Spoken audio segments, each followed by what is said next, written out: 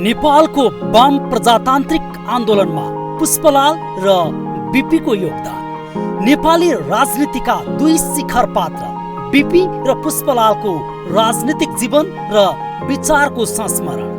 उहाँ चाहिँ एउटा बहुआयामी असाधारण सरल व्यक्तित्व भनेर एउटा चाहिँ जननेताको रूपमा परिचित हुनुहुन्छ। यहाँले चाहिँ सम्झिनु पर्दा व्यक्तिगत तर्फबाट कसरी सम्झिन चाहनुहुन्छ? अब हेर्नुहोस्, बीपी कोइराला नेपालको सिँगै लोकतान्त्रिक प्रक्रिया र लोकतान्त्रिक राष्ट्रिय आधुनिकीकरणको प्रक्रियाका संवाहक र स्रोत व्यक्ति हुनुहुन्छ र नेपाली कांग्रेसको संस्थापक र लोकतान्त्रिक समाजवादी चिन्तक मात्र होइन, उहाँ चाहिँ नि नेपालकै इतिहासको एउटा वरिष्ठ वैज्ञानिक साहित्यिक लेखनमा पनि अत्यन्त प्रबल र सशक्त हस्ती हुनुहुन्छ। त्यस कारण बीपी कोइरालालाई सम्झिँदाखेरि उहाँको निरन्तर समाजवाद, लोकतन्त्रप्रतिको प्रतिबद्धता र साहित्यप्रतिको उहाँको चाहिँ नि विशिष्ट योगदान र सिँगै नेपाली काङ्ग्रेस निर्माण र लोकतान्त्रिक पद्धति, लोकतान्त्रिक संस्कार, लोकतान्त्रिक संस्कृतिलाई नेपालमा मार्गदर्शन गर्ने व्यक्तिको रूपमा हामीले बीपी कोइरालालाई सम्झनुपर्छ।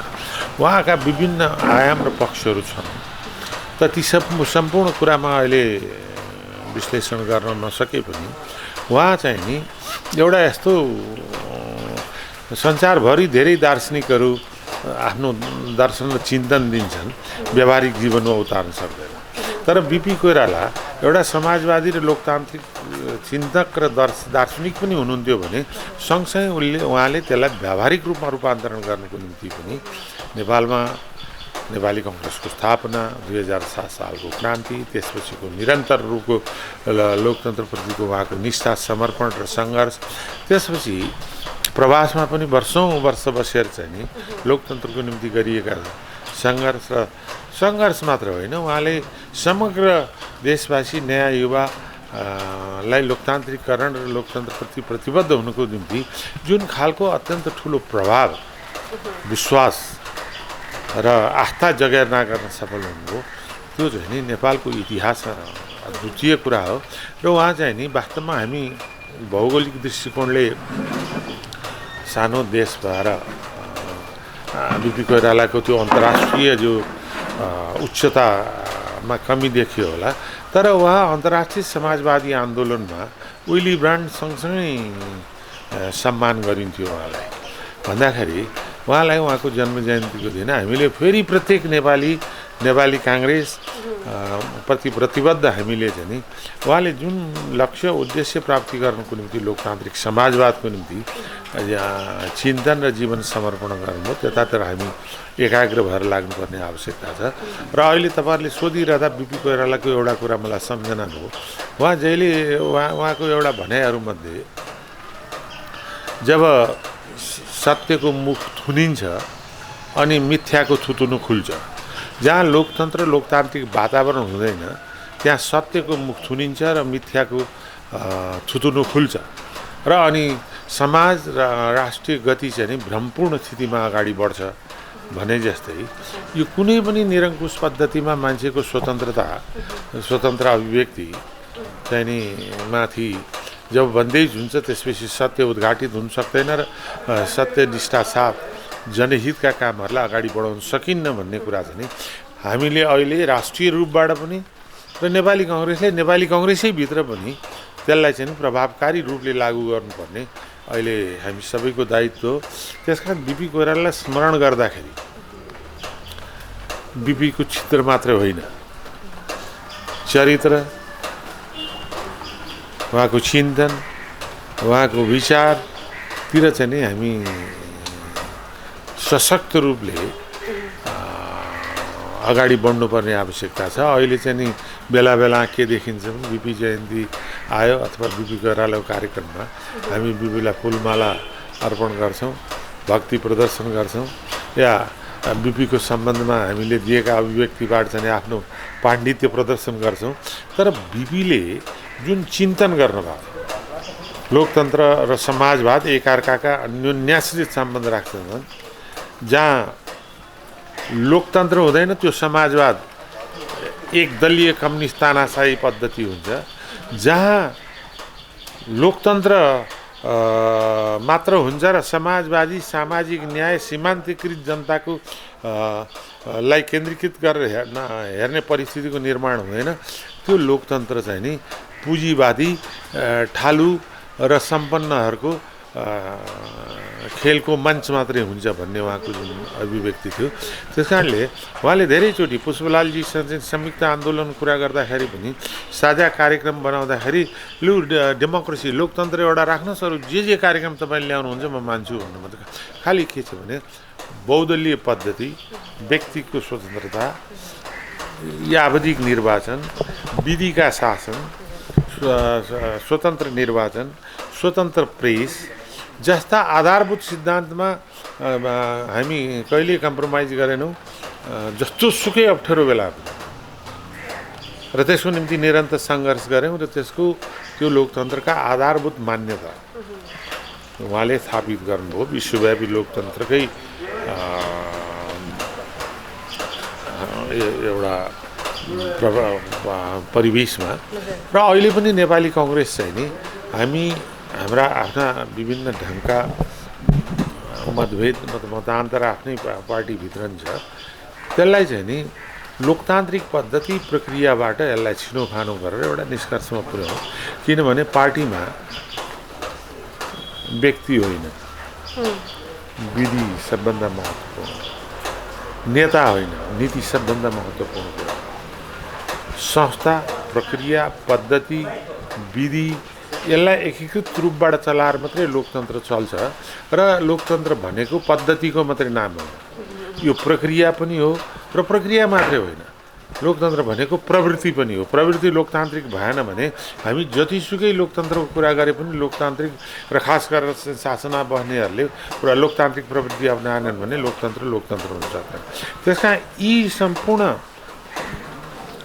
एकीकृत स्वरूपलाई अगाडि बढाउनुको निम्ति बिपीले धेरै आफ्नो जमाना छोटो समयभित्र पनि चाहे राष्ट्रियताका कुरा गर्नुहुन्छ भने राष्ट्रियताको सम्बन्धमा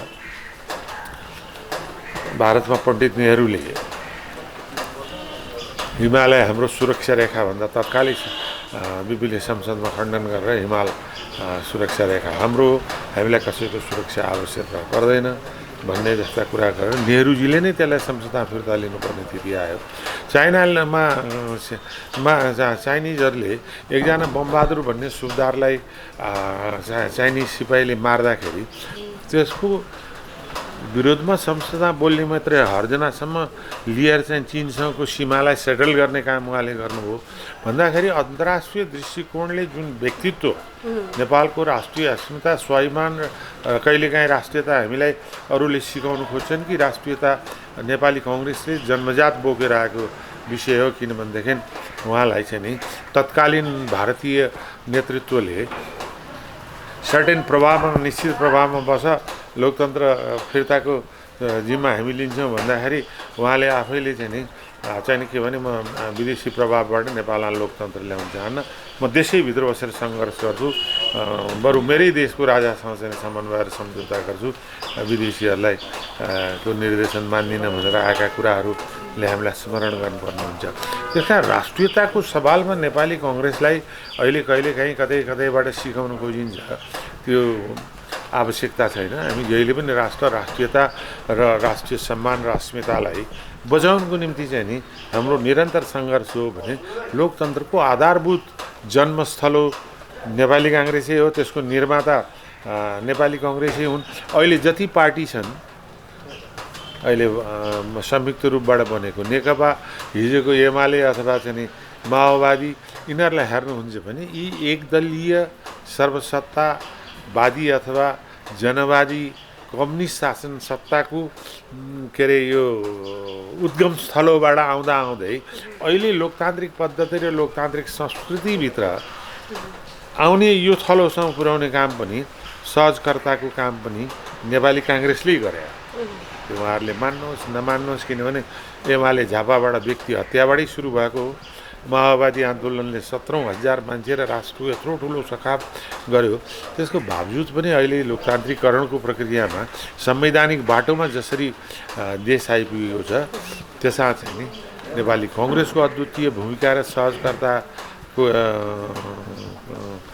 काम गरेको छ नेपाली कङ्ग्रेसले भने त्यो सबै बिपी कोइरालाका चिन्तन र बिपी कोइरालाका लोकतन्त्रका आधारभूत मान्यतामा चाहिँ नि बाट हामी ओतप्रोत प्रभावित भएरै लोकतन्त्रको जरो र संस्कृतिलाई आजको स्थितिसम्म पुर्याउनुको निम्ति पनि हामीले गरेका सम्पूर्ण प्रयत्नमा बिपी कोइरालाको अत्यन्त ठुलो योगदान छ भन्ने मलाई विश्वास छ। यो चाहिँ अहिले कसरी जस्तो अब आगामी दिनमा होइन यसको सान्दर्भिकता थप कसरी अगाडि बढ्दैछ?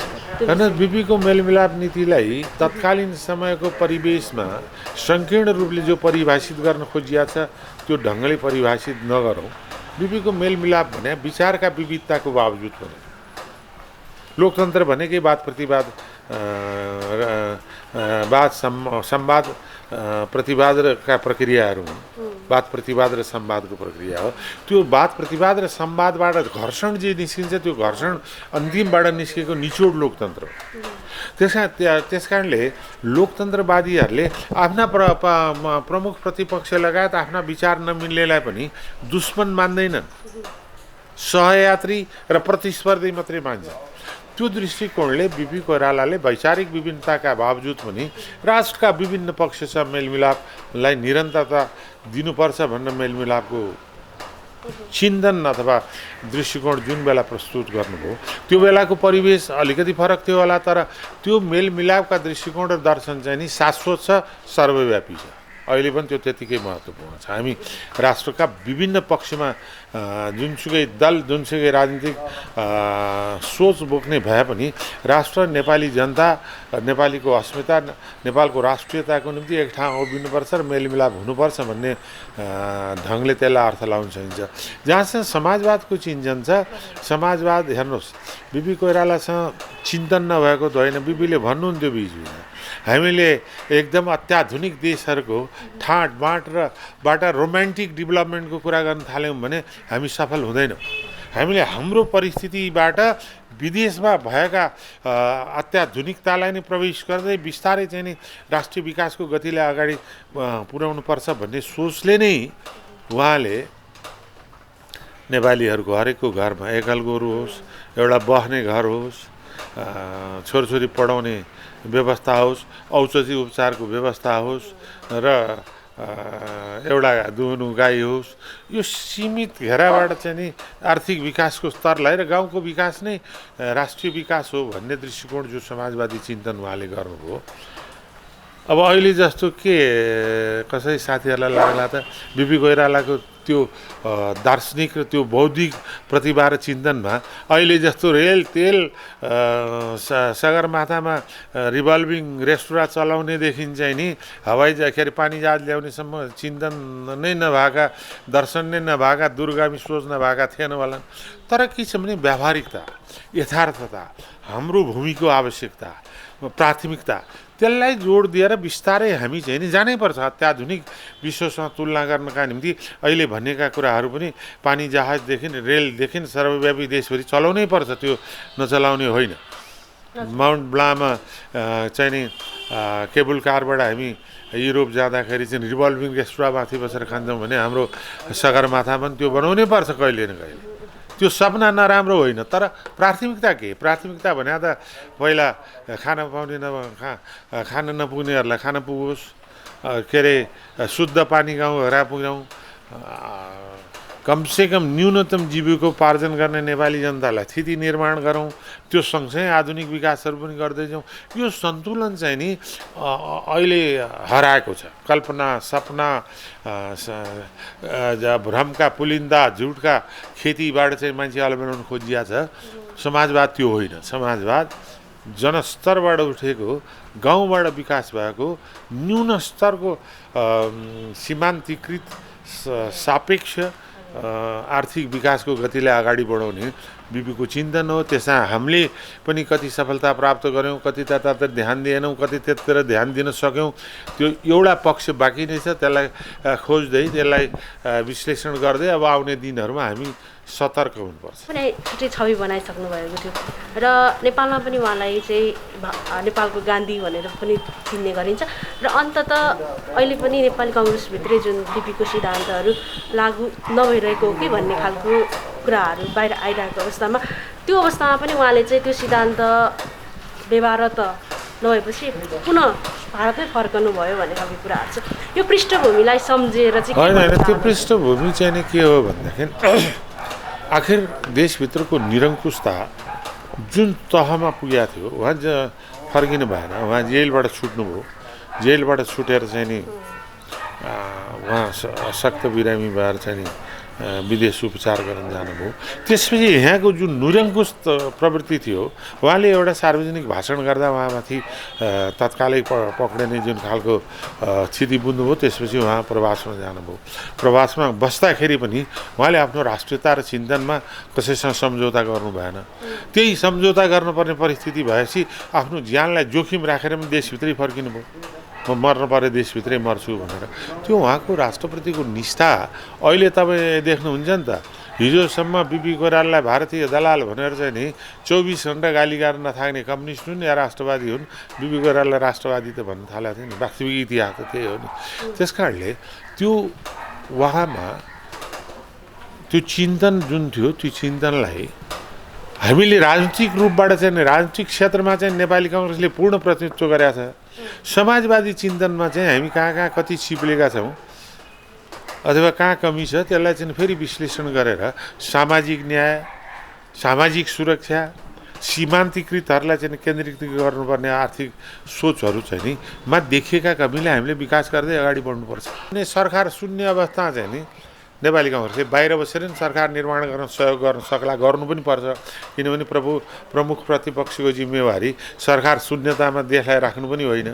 त्यस कारणले मुख्य कुरा चाहिँ नि पार्टीलाई संस्थागत, विधिसङ्गत, प्रक्रियागत रूपबाट अगाडि बढाउनुको निम्ति हामी सबै पार्टीले सोध्नुपर्ने आवश्यकता छ। हेर्नुहोस्, लोकतन्त्र सञ्चालनको निम्ति पद्धति मात्रै अन्तिम कुरा होइन, पद्धति पनि हो। तर त्यो पद्धतिसँग, लोकतान्त्रिक पद्धति सँगसँगै प्रक्रिया पनि लोकतान्त्रिक चाहिन्छ। प्रक्रिया मात्रै होइन, लोकतन्त्र सञ्चालकहरूको, चाहे पार्टीका सञ्चालक हुन् चाहे राष्ट्रका सञ्चालक हुन्, उनीहरूको प्रवृत्ति पनि लोकतान्त्रिक चाहिन्छ। त्यसकारण लोकतन्त्र पद्धति, प्रक्रिया र प्रवृत्तिबाट सञ्चालन हुन्छ। तिनीहरू एकीकृत रूपबाट अगाडि बढेन भने लोकतन्त्र सञ्चालकको प्रवृत्ति मैले जे गर्यो त्यही ठिक हो, मभन्दा जान्ने कोही छैन, मै अन्तिम व्यक्ति हुँ भन्ने सोच राख्यो भन्दा त्यो त हिटलर र स्टालिनको सोच भयो नि त। अनि कहाँ लोकतन्त्र चल्छ? त्यस कारण यो समग्र रूपबाट सबै पार्टीभित्र सामूहिक नेतृत्व, विधिसङ्गत प्रक्रिया,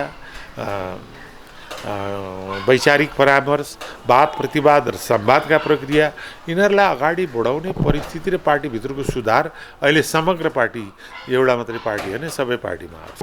नेपालको वाम प्रजातान्त्रिक आन्दोलनमा पुष्पलाल र बिपीको योगदान, नेपाली राजनीतिका दुई शिखर पात्र बिपी र पुष्पलालको राजनीतिक जीवन र विचारको संस्मरण।